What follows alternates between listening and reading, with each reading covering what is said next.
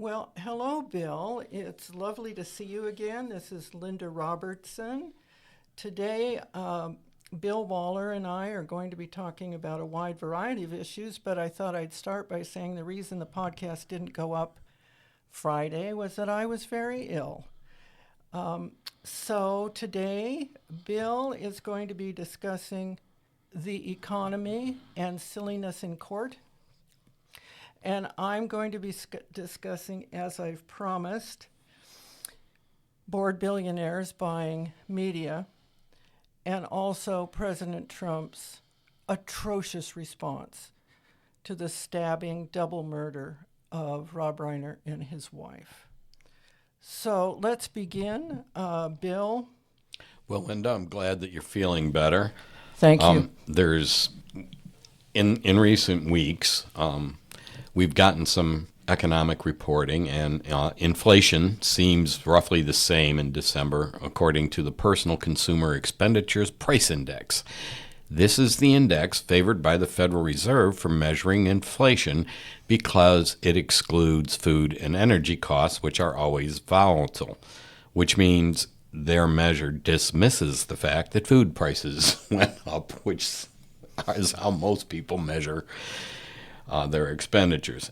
In any case, this ensured that the Fed would lower interest rates in December, especially with the weakening of the labor market as measured using private data as proxies, because we still don't have BLS statistics yet. But the data from payroll provider ADP showed that private employers shed 32,000 jobs. A separate report from the consulting firm Challenger Gray and Christmas indicated that employers announced 71,000 job cuts in November, which was up from 57,000 in the same period last year. Excuse me. There's a consulting firm called Challenger Gray and Christmas? Yeah, it seems improbable, but I checked twice. Yeah. Checked your list twice? I'm Yeah, but one of the partners is apparently Santa Christmas, or I understand. Father Christmas. Father Christmas.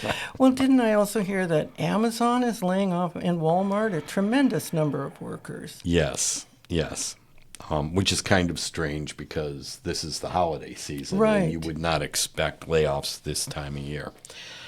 The same report showed that 1,170,000 job cuts have been tracked to date this year, which is the highest since the pandemic hit, while 497,000 hiring announcements are the fewest since the end of the Great Recession in 2010.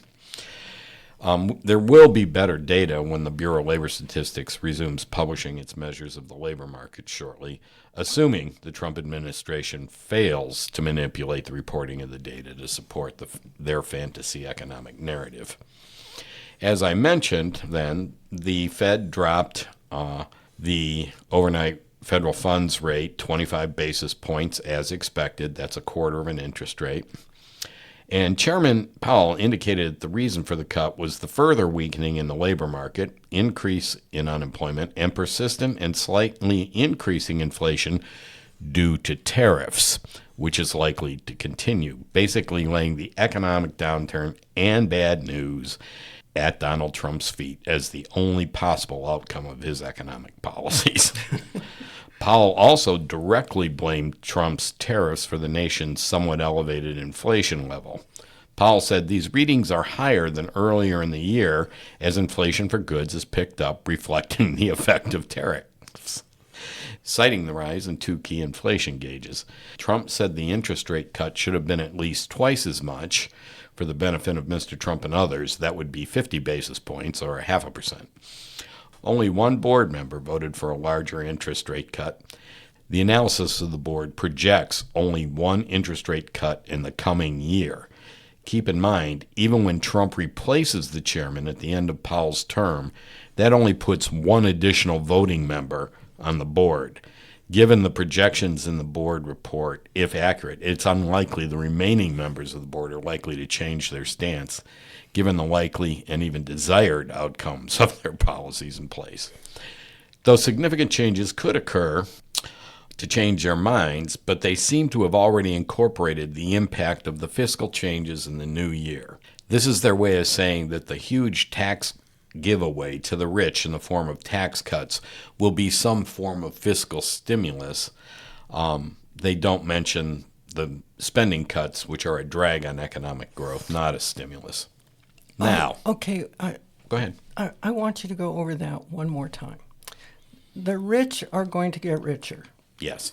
because they're going to be paying fewer taxes, Yes, if they pay any taxes at all. which most of them don't now. Well, but many do, Many but- don't. yeah. But so that will mean less money coming into the Treasury. And the dream narrative is that will be made up for by the tariff money pouring into the Treasury. But what the Powell and others are saying is, yeah, but that's going to weaken the labor market and drive up consumer prices. Yeah. Is that the kind of fantasy we're in right now? Well, that's not really a fantasy. That's the more likely outcome. Trump's fantasy is that That's what I meant. That is what I meant. Yeah. Trump believes the tariffs will offset the loss in revenue from Right. Yeah. and that that this should relieve budget stress. But keep in mind, if government spending goes down, that does not stimulate the economy. Oh, but Right. they think it does. Well, no, real people don't. Well, that's what I meant by they. Real people understand that government spending is spending.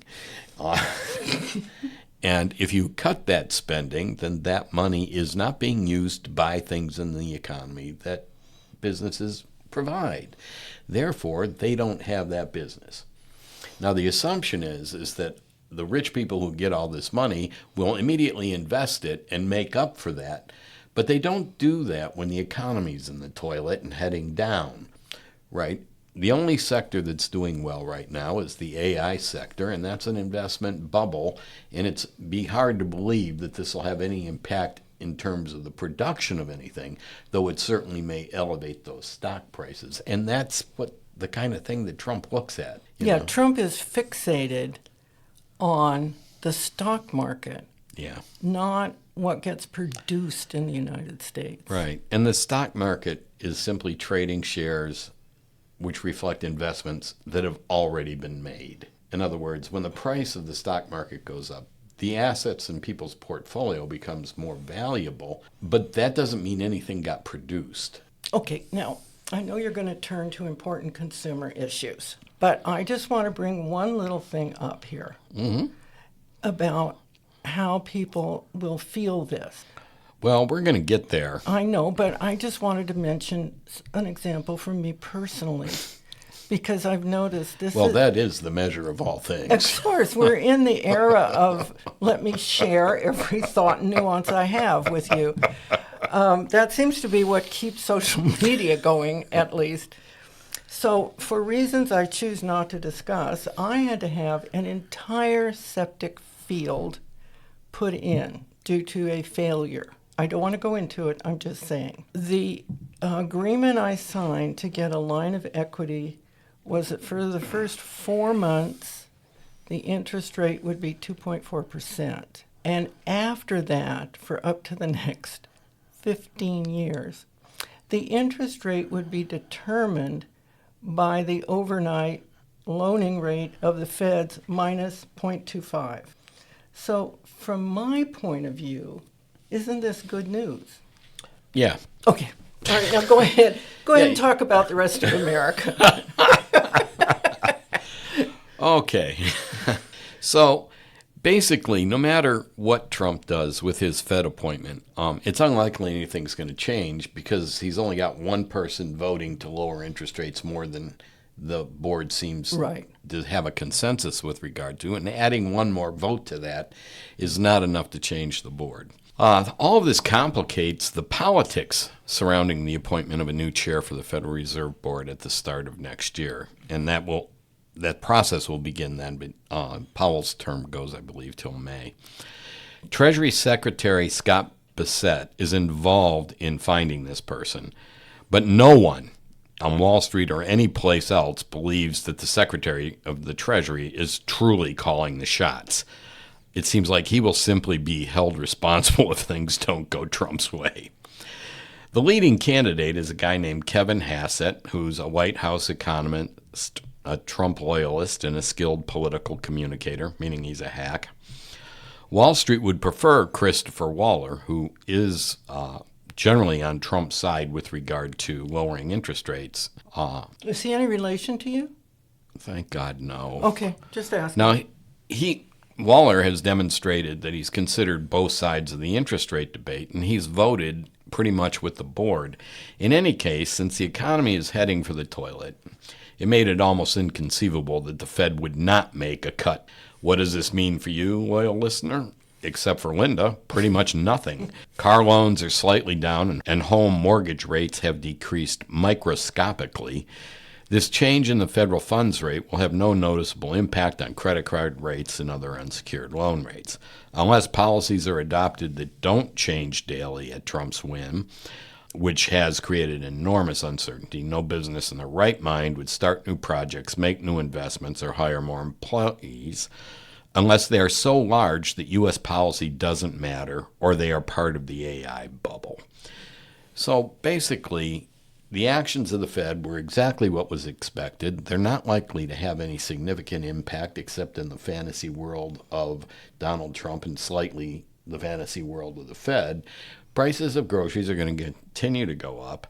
Cutting the interest rates when the economy's headed downwards could make a couple of projects slightly more likely to occur, but it's not going to lead to a boom in investment any more than giving rich people a shit ton of money is going to cause them to invest it unless they can earn money, and that makes it very hard to do when the economy's not going up.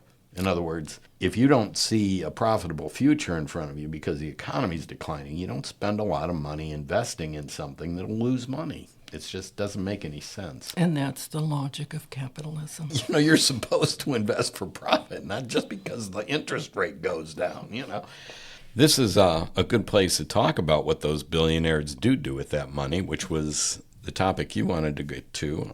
What happens when billionaires buy stuff for fun rather than money? Yeah, I do. So, I mean, what can you do with $1 billion here or there? Actually, this week I was talking to my students, and it's like, when you have $1 trillion, what do you do with it? Buy a sweater?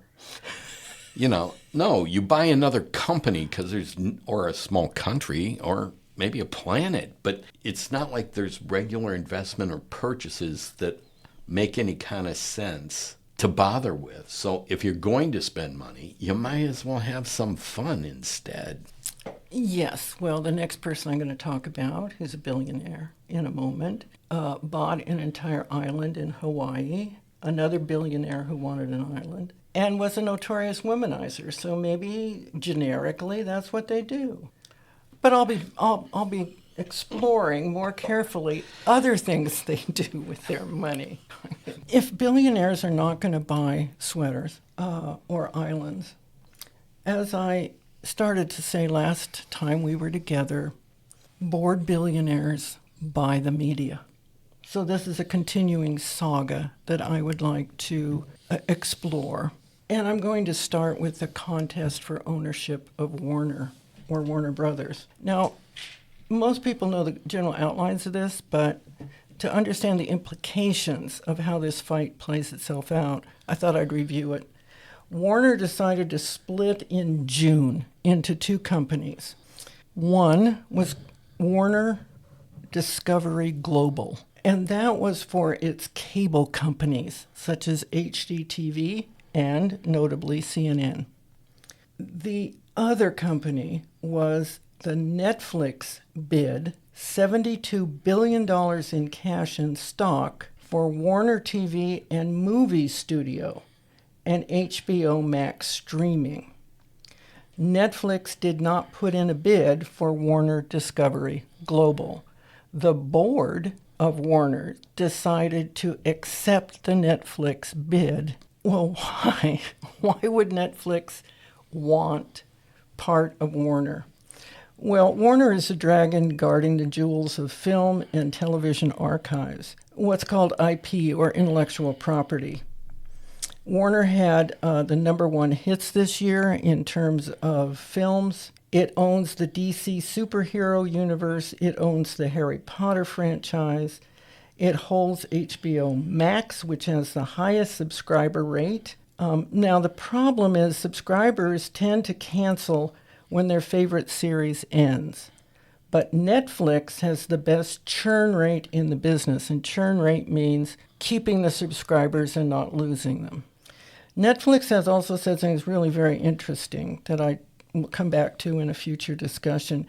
It said it will release new Warner Studio films to theaters before it streams. This has been a very big bone of contention between the streaming platforms and the studios. So I'll come back to that another time. Warner Discovery Global was the other half of Warner, and a hostile takeover bid for all of Warner Discovery, and also its catalog of legacy films and the studio and everything else that Warner stands for in terms of producing entertainment.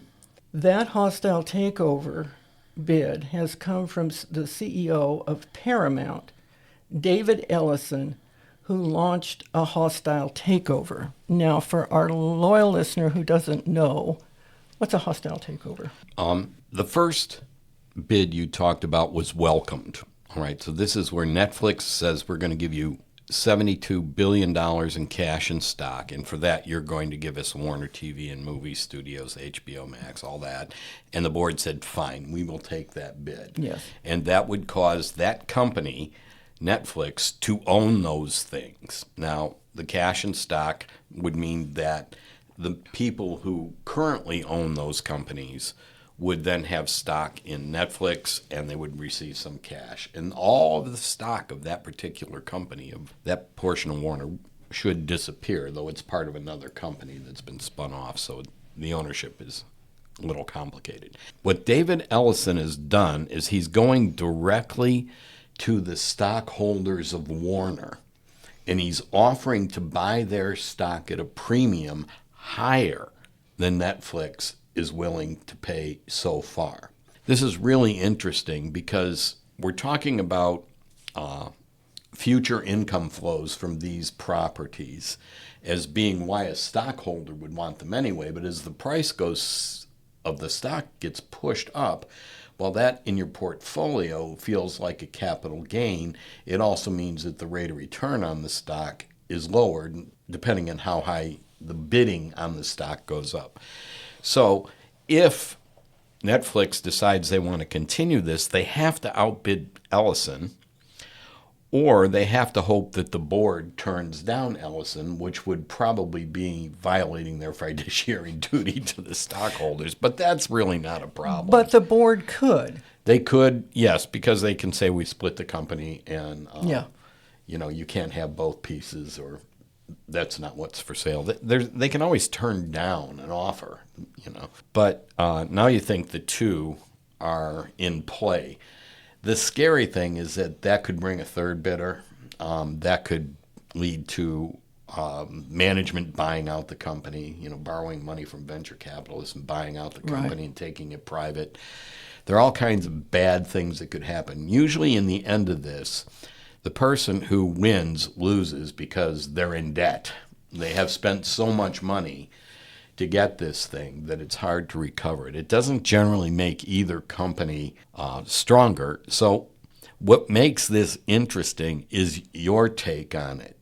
The people who are engaged in this bidding don't care if these things are going to be profitable. Clearly, that's not Ellison's motive. No, I don't think so either. And I would also like to say that Warner Brothers has tried twice before in the past to merge with other big corporations, and it's failed both times because management has just not been able to make it profitable.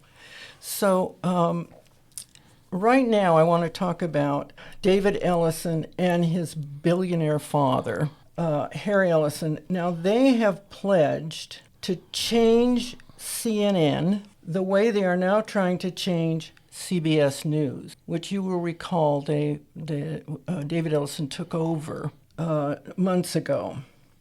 Trump has said he thinks CNN should be spun off and made into a news outlet compatible with Republican policy. In other words, he wants another propaganda outlet. Absolutely. If successful, the Ellisons would control the largest share of the national television ad market, which is where a lot of the money is. The other money's in subscriptions. They would control 35% of the national television ad market and have the largest subscription market.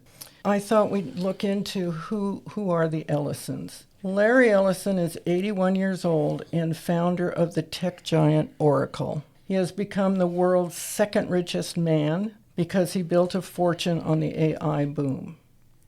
His son, David Ellison, is 42 years old and owner of Skydance Media, a production company that took control of Paramount this summer, as I mentioned a moment ago, following the FCC withholding its agreement until Paramount settled a highly dubious legal complaint from Trump about how CBS 60 Minutes edited an interview with Kamala Harris during the presidential campaign. The $8.4 billion deal was mainly financed by Larry Ellison and resulted in the decision not to renew Stephen Colbert's contract this May.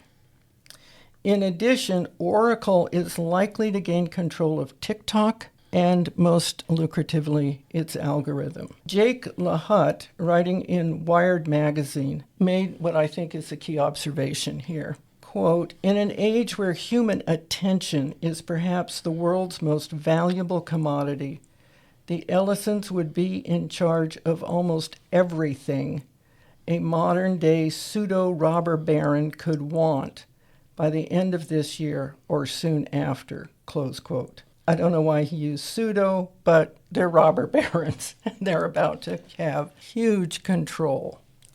The term robber baron was because of the physical violence employed by some of the early magnates in dealing with competitors. It sometimes involved dynamite, cannons, armed men. I don't think we're going quite in that direction. And ditto strikers. Yeah. Ditto strikers. Okay, fair enough. Larry Ellison was a major donor to the Democratic Party, including to Obama. But he broke with Obama when Obama broke with Netanyahu. Ellison is a strong supporter of Netanyahu. He is a Trump true believer in terms of, quote, improving blue cities, which we now know means sending in federal troops and rounding people up in the streets. He's a strong supporter of Israel. He's a strong supporter of legislation giving free rein to AI. And that doesn't just mean at the federal level. It means federal legislation prohibiting states from passing regulations on AI. And of course, Trump has already done that with presidential declarations, Yeah. but there hasn't been... The court case hasn't tested. There's going to be... Well, there's court cases with regard to that, but it isn't like Congress is looking to do anything about this as of yet anyway, because state regulation of AI is very popular with the public. Well, exactly. And also state regulation of how their electricity is used is becoming increasingly important to the public. Mm-hmm. Because of how much electricity AI sucks up. Larry Ellison participated in a high-level meeting at the White House with Trump and others to discuss how Trump could discredit the results of the 2020 election.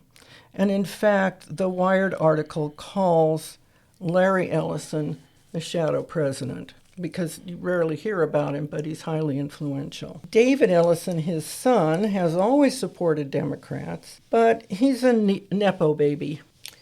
And according to the same Wired source, doesn't want to use his wealth to make the world a better place.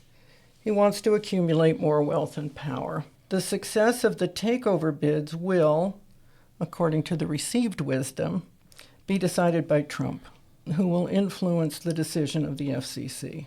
This brings me to a broader question, which is control of print, online, and social platforms for information media. This is just one company well, it's two companies, but it's one bidding war. And you can see the very broad implications that it has. And now consider that 15 billionaires control the print, online, and social platforms for information media in the United States. I'm not going to go through all 15 of them right now, but I am going to touch on a few. Writing in The Guardian in November 2025, Robert Reich, in an article called "Ultra-Rich Media Owners Are Tightening Their Grip on Democracy, It's Time to Wrest Our Power Back." And this is what he began his warning with. The richest man on earth owns X, that's Elon Musk. The family of the second richest man owns Paramount, which owns CBS, and could soon own Warner Brothers, which owns CNN, the Ellisons. The third richest man owns Facebook, Instagram, and WhatsApp, that's Mark Zuckerberg. The fourth richest man owns the Washington Post and Amazon MGM Studios, it's Jeff Bezos, and of course another billionaire owns Fox News, the Wall Street Journal, and the New York Post, and that's Rupert Murdoch. I did say before I dove into the Ellisons that Ellison was, prior to abandoning Obama, a playboy of the Western world. He owns an entire island in the Hawaiian chain. He's a notorious womanizer among his own employees. So I guess he just got tired of all that and decided he wanted to influence how Americans think. Rice goes on to say, why are the ultra-rich buying up so much of the media? Vanity may play a part, but there's a more pragmatic, some might say sinister reason. If you're a multi-billionaire, you might view democracy as a potential threat to your net worth. Control over a significant share of the dwindling number of media outlets would enable you to effectively hedge against democracy by suppressing criticism of you and other plutocrats and discouraging any attempt to, for example, tax away your wealth. Okay, I think that's true, but the equation lacks nuance because the implications, I think, are far worse because of the ability to shape and suppress not just information, but cultural perspectives through entertainment and artistic content. And I'll deal with that question of content in another time. But for now, I think it would be timely to address a question from one of our loyal listeners. I'm so excited. Cool. Yeah, which is whether or not there could be a legislative remedy, assuming a change in political power for the better. Well, to answer that question, you have to look at the changes in law in 2020 under Donald Trump that did not involve any legislative action. I know you're surprised. Shocked. I knew you'd be. Absolutely shocked. Changes in the antitrust laws controlling movie production, distribution, and ownership and streaming regulations originated in the Department of Justice, not Congress, and were upheld in the courts. These antitrust laws had been in effect for 70 years. Now, the effect on streaming of getting rid of these antitrust laws resulted in companies being able to produce content, distribute it directly, and control the platforms. Previously, a studio such as Paramount could produce content, could distribute it, but could not own the theaters in which these films were shown.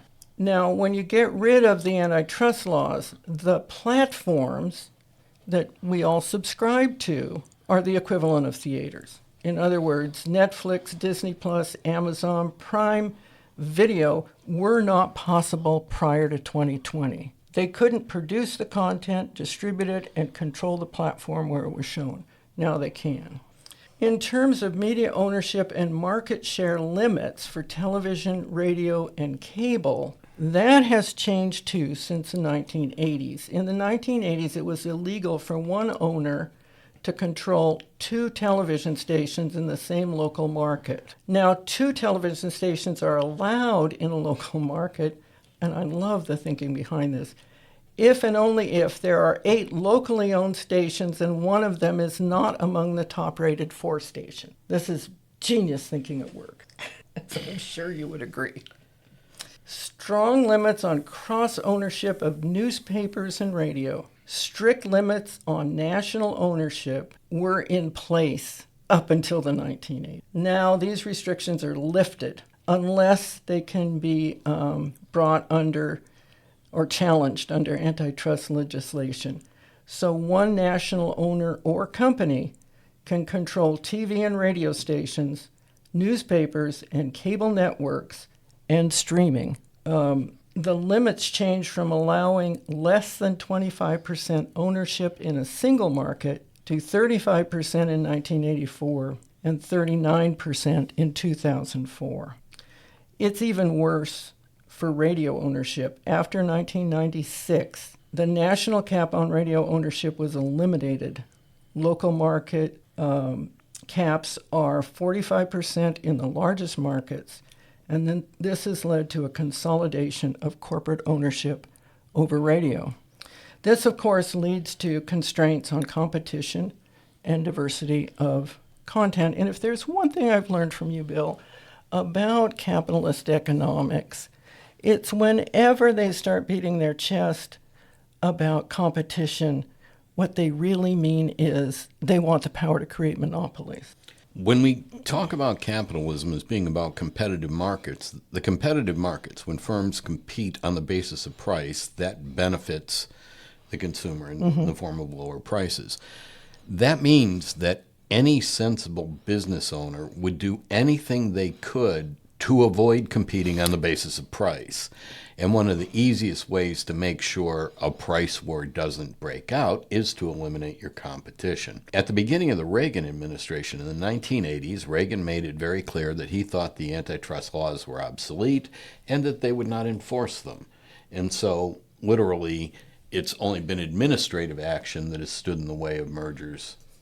And this is not ridiculous because you have to keep in mind the Sherman Antitrust Act is in the 1890s, okay? Antitrust law has not kept up with the technology of business. It hasn't evolved with the evolution of the way corporations interact and are controlled in cross-ownership and vertical integration and all of these complex things that now happen because it's technologically possible to make these things happen.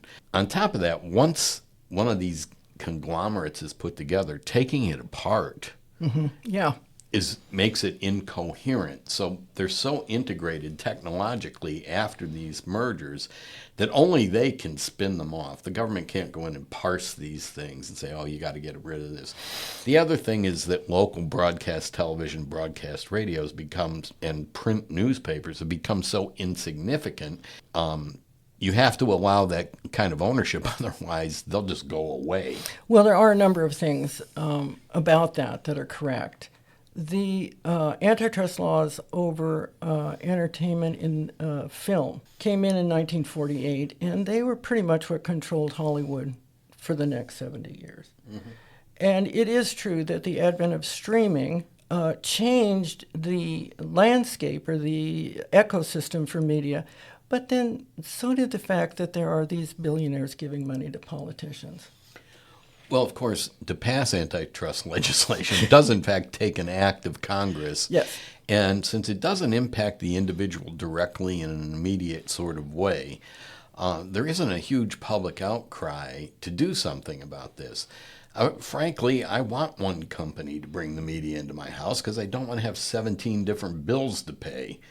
Well, one of the concerns that have been raised about this kind of streaming platforms and all the different subscriptions is that it will overwhelm the market, that consumers just don't want to have to flip through 144 potential choices on 6 different platforms. But that's another issue. That's another issue. It has to do with marketing.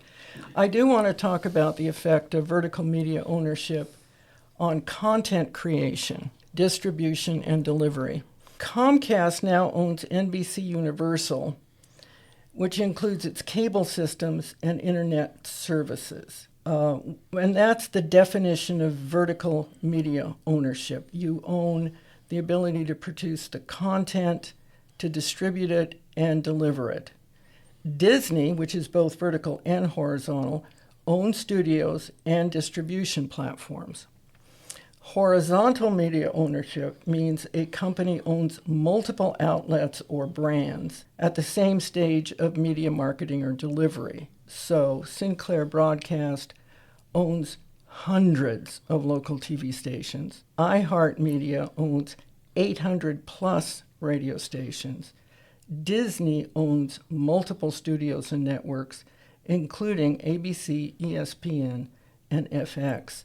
So to answer the question of our loyal listener, the changes in technology have been so rapid, and the political power of these large conglomerates of media ownership, along with a lack of political will, really has led to a kind of Wild West in terms of regulation. The danger is lowering competition means homogenizing the creative and artistic output, but it also means shaping how the public understands news and information. Those two things are really important, and most of these billionaires want to control both, the cultural production as well as news and information.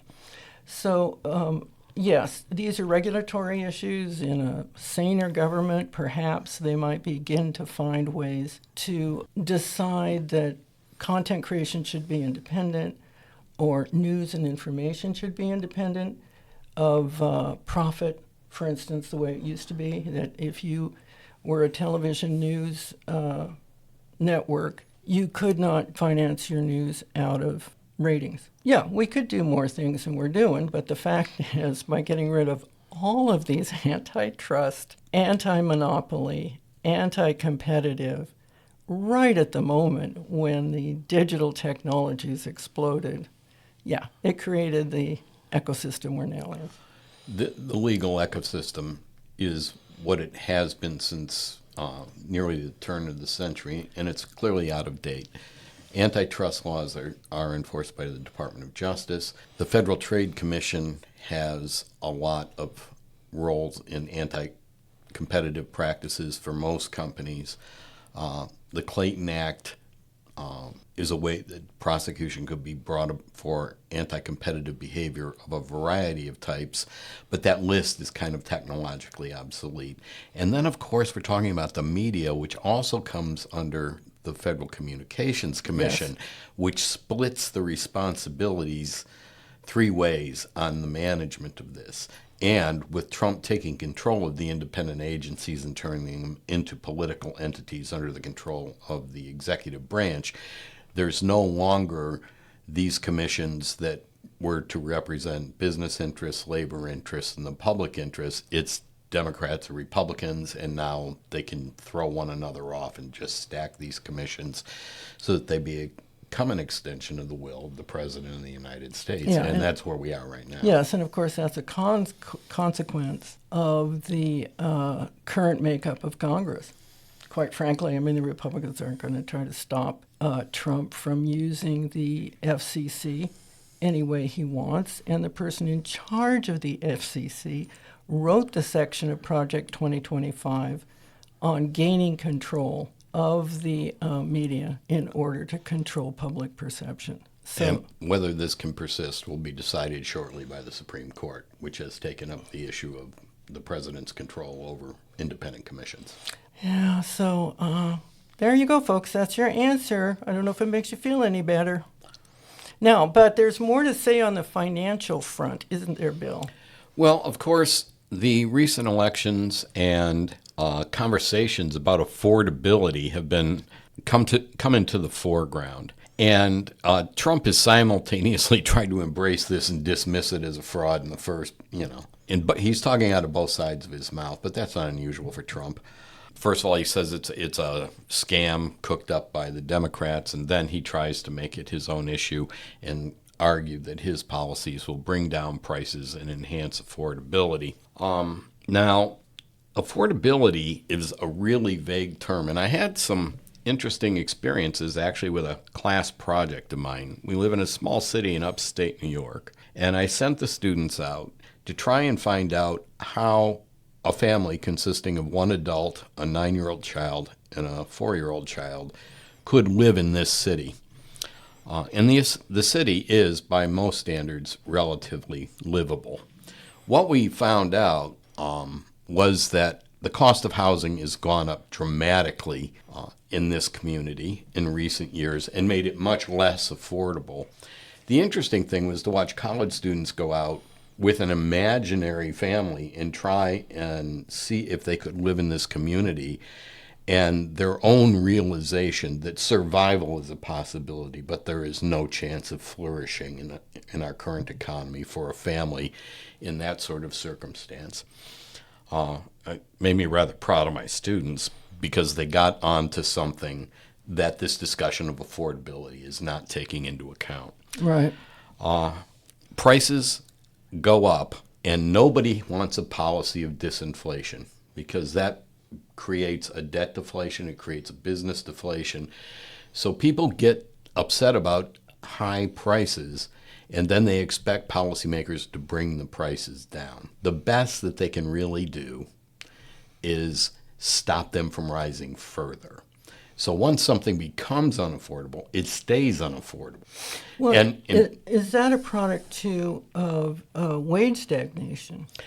Well, that's what the Federal Reserve Board chair came out and said.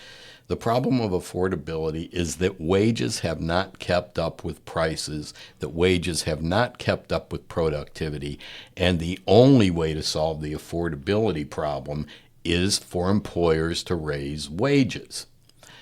Now, employers raise wages when there's a shortage of labor. Oh. Okay, to attract labor. However, the economy's declining. Yeah. So there's plenty of unemployed people now that weren't unemployed at the beginning of the Trump administration. This is pretty amazing for somebody who's been in office less than a year. So that this looseness in the labor market means that there's plenty of people to hire, so you wouldn't need to raise wages. So not only has Trump created an affordability crisis, he's making it worse by having policies that lead to more unemployment. Okay, because people's wages are not going to go up during this period of time because there's plenty of people unemployed. This means that this will be an issue of affordability, and the Federal Reserve is too blunt of an instrument to really address this. You know, I was interested in the notion of that you set the class of the categories of survivability and flourishing. Yeah. And I think the issue of flourishing, that your children can go on to do what they want to do, that they can reach the educational achievements that they want to reach, that cities can produce the art and music and cultural stimulation that any good society needs. How did you define flourishing for your students, or ask them to think about it? Let's start with survivability. Yeah. The survivability is that your basic needs are met. You won't starve to death. You won't freeze to death. You won't, you're not in danger. Flourishing, alternately, is that people in society have the opportunity or the ability to pursue their capacities through participation in the larger society. In other words, they're not hand to mouth. Let me talk about the intermediate state that we're really looking at. Children in this community will get an education. They will have food. They will have clothing. They will have a place to live. Their families will not be able to afford for them to participate in any extracurricular activities. They won't be able to participate in sports. They won't be able to participate in cultural events because all those cost money. Yeah. They won't even be able to experience this monopolized entertainment because often it's way too expensive. So they're not participating in the culture at all. They're surviving. And those opportunities are missing, which we would take as normal things to happen in a community. Flourishing is where people actually have a high enough standard of living where they can make some decisions about which of their many capacities they wish to expand upon. Yeah. It's not just living to work. There has to be more to the human experience, to experience the arts, to practice the arts, to play music, to be a fully formed human being. To travel.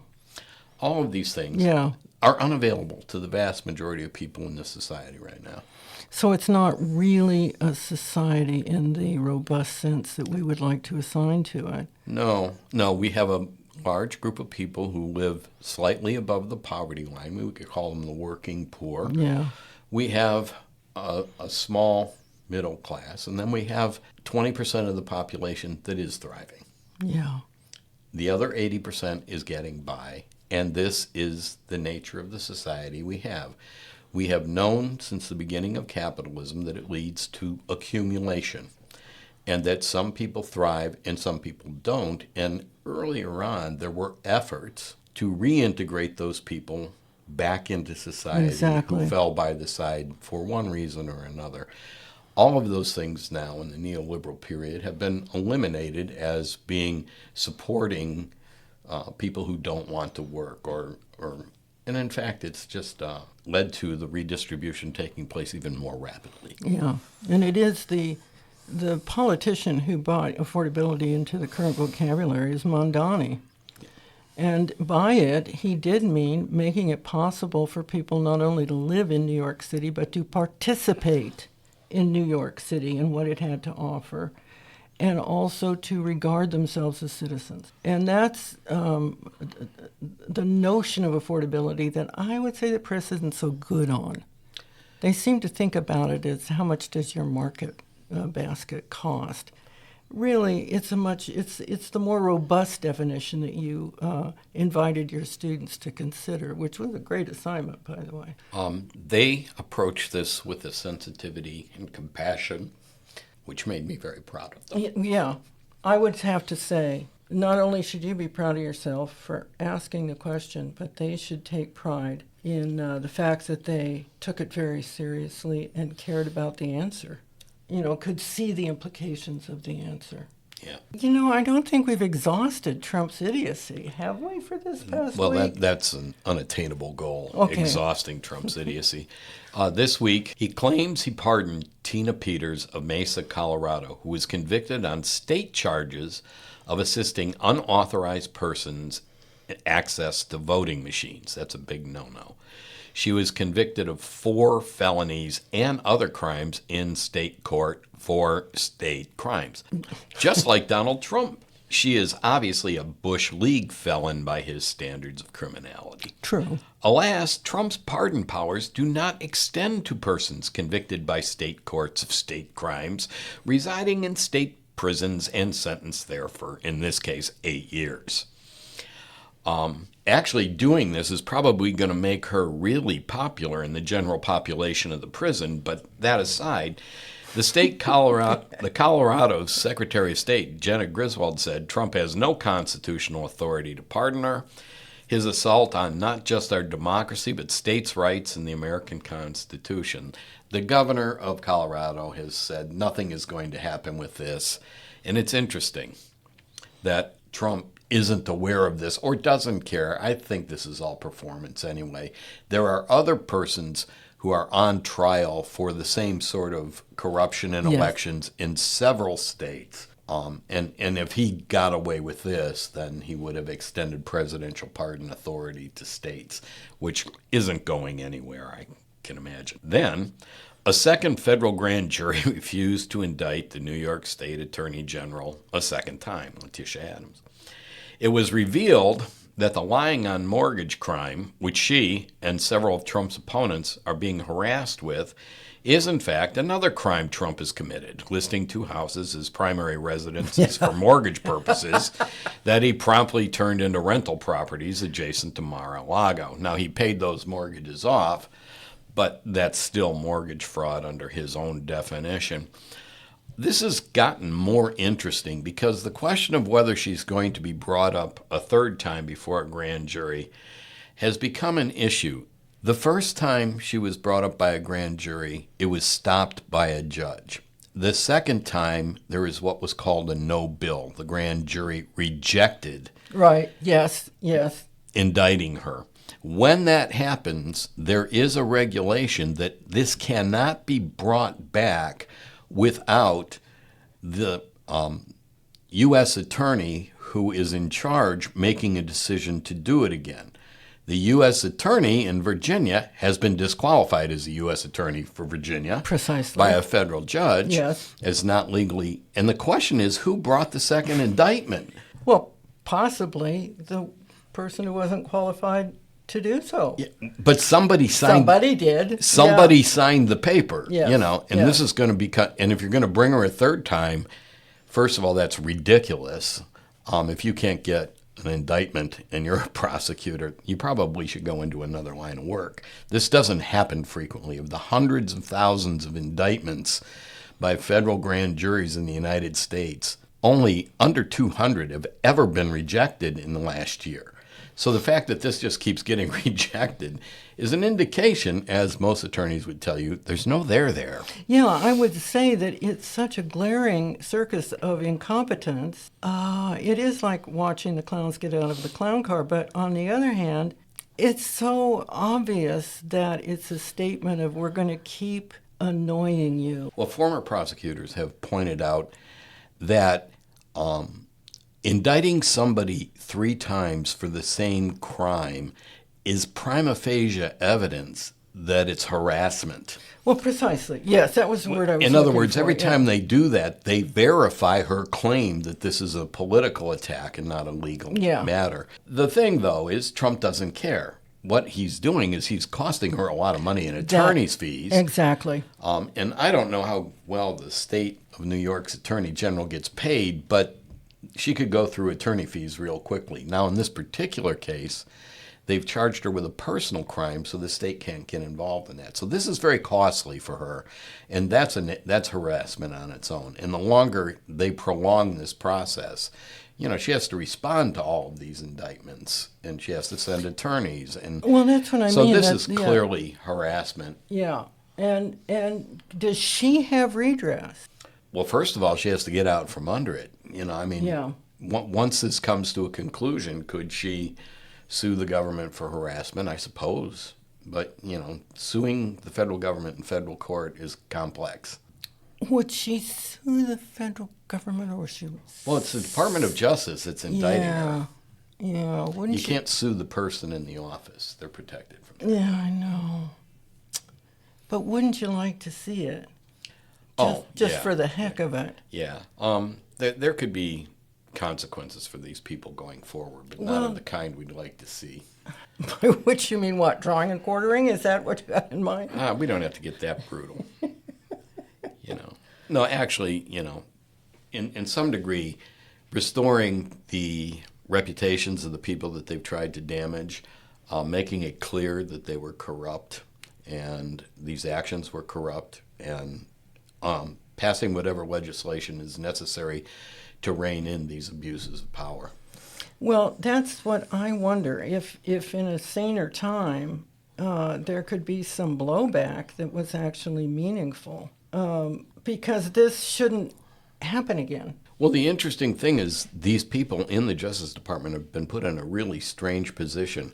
If they refuse to do this, they'll simply be removed, and someone who will do it will be put in their place. The people who ordinarily would make the judgment calls about these sorts of prosecutions are no longer involved. Exactly.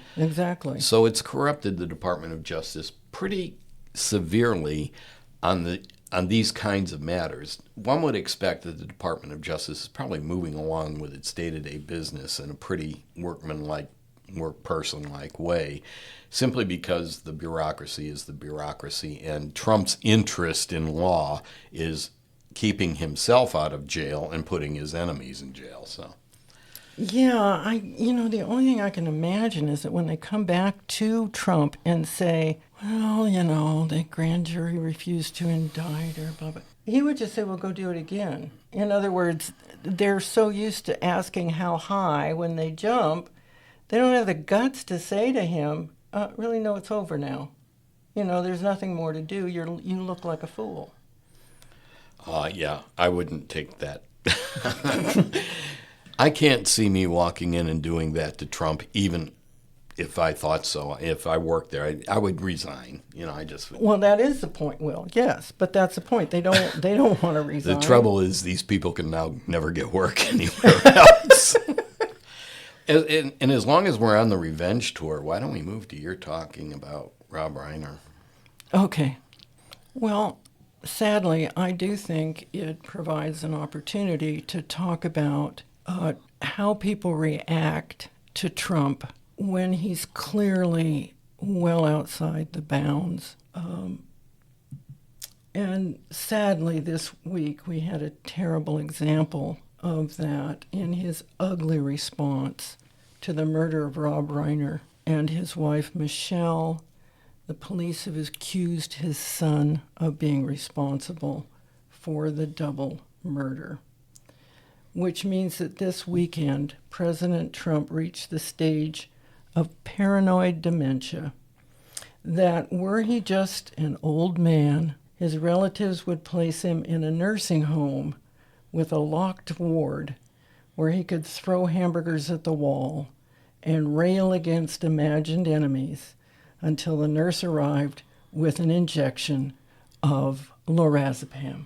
Now, I'm speaking, obviously, I assume, to everyone listening, of Trump's outrageous declaration that Rob Reiner deserved to die because his Trump derangement syndrome, as Trump calls it, caused such anger and hatred in others. The outraged public responses frame Trump's reaction as political and therefore shameless, but implicitly a rational choice. Really? Really? Isn't it time for the press to do to Trump what they did to Biden? Instead, the framing of Trump's response as calculated and political is an example of what media scholars call sanewashing, defined by the Poynter Institute as, quote, the act of packaging radical and outrageous statements in a way that makes them seem normal, close quote. Sanewashing has become the journalistic and Republican standard for trying to make Trump's bizarre statement seem somehow coherent and rational. Many mental health experts have said that, at least from a distance, it seems apparent that Trump would not pass the test for narcissistic personality disorder because of his inflated sense of self-importance, his need for constant and excessive admiration, and his lack of human empathy. They caution, correctly, that the diagnosis requires a direct, in-person evaluation. But in the same way, many mental health experts have said that, at least from a distance, they saw in Trump signs of, quote, incipient dementia as early as 2017.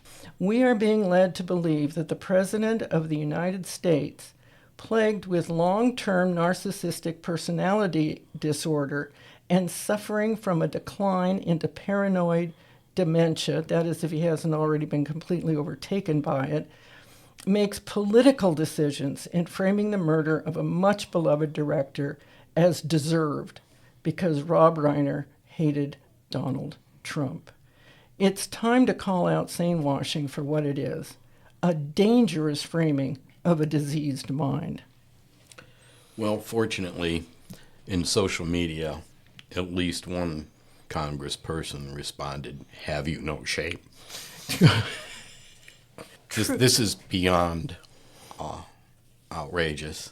It's unthinkable. Yeah, well, that in the answer, "Have you no shame," was actually the way of calling out McCarthy. Now, granted, on the one hand, McCarthy was an alcoholic. He did die in a sanitarium, completely off his nut. But he was engaged in calculated political theater. When he held up his this ream of paper that said, we have the names of all of these people in the State Department who are communists or working for Russia, the papers were blank. So he's a man who knew what he was doing.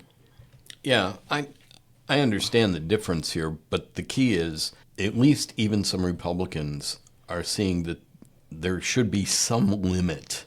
Oh, yeah. To the depravity or the depraved expression of utter inhumanity that is treated as political speech and not as the ramblings of a deeply diseased mind. Yeah, and that, I guess, is my point. I know many Republicans called out Trump for making a political statement about a murder. That's what I was referring to. In a political statement, this is the expression of a deranged human being who's in charge of the nuclear codes. They were shameless in taking clips of Biden, showing him clearly disoriented in his environment, which is a sign of something deeply wrong. I don't disagree with that. But this is worse. Biden didn't threaten to harm anybody as he became less and less oriented to his environment. This man has taken this way of being in the world and forced the culture around him, the political culture around him, to normalize it. Now, who are we? Well, we have learned from Marjorie Taylor Greene, of all people, that the Republicans in Congress, when they're talking about him away from microphones and in person, do not think that Trump is acting in a way that is politically reasonable or politically sane. Well, here's my hope for those Republicans. That they lose the next election? Yes, and that when they arrive in hell, the first thing that's taken away from them is their spine. I think that would be redundant. You probably have a point, but it would have, I don't know, allegorical significance. Which level are you picking for them? Do you think Dante will have to come up with another one? It's interesting to me. The lowest circle of hell was always my favorite one because it's a great big frozen lake, and in the middle of it sits Satan, frozen. Okay, just his head sticking up. I don't know, Dante, obviously, had better medications than some of us. But Virgil walks up to him and kicks him in the head. I mean, and then says to Dante, okay, now we're out of here. I mean, really? Well, we can be sure of one thing. Yeah. Trump has not read Dante. With any understanding, that's true. Though, the interesting thing is Trump has never talked about any book he actually read. And he didn't write the ones he authored. So. Yeah. No, I do think we have degenerate, narcissistic, paranoid, demented, illiterate in office. Let's not leave out convicted felon. And convicted felon, rapist. Yeah. The list is so long. So I hope everybody's watching the Ken Burns documentary series called The Revolution, so you can start to try to join the rest of us in figuring out what the hell happened here. One thing I did learn from episode 1, at the time of the revolution, the literacy rate in America was higher than in any European country except one of those Nordic countries. Don't remember which one. Let's just say for practice, Norway. Now think about that. The highest literacy rate, higher than the European countries. Well, then it's not surprising that Benjamin Franklin was a printer. There you go. He knew how to do business. But and of course, the revolution wouldn't have been possible without that high literacy rate because they circulated pamphlets all over the and letters. Yeah. That's why they took the postal service so seriously. Yeah. And now we have a decline in literacy rates, which I do want to talk about at sometime in the future, from the 12th grade levels down to 6th grade level. So the American public is many at a swollen level in the middle, reading at the 6th grade level if they're reading at all. Which is really scary when most newspapers are written at the 9th grade level. Well, I'm going to have to say bye-bye, Bill, and we'll be back as soon as we can. Meanwhile, assuming we aren't indicted. Have happy holidays if you can. I know the news this week has been terrible for all of us. But none of us walk alone if we walk together. So enjoy the season and enjoy one another. Bye-bye, Bill. Bye-bye.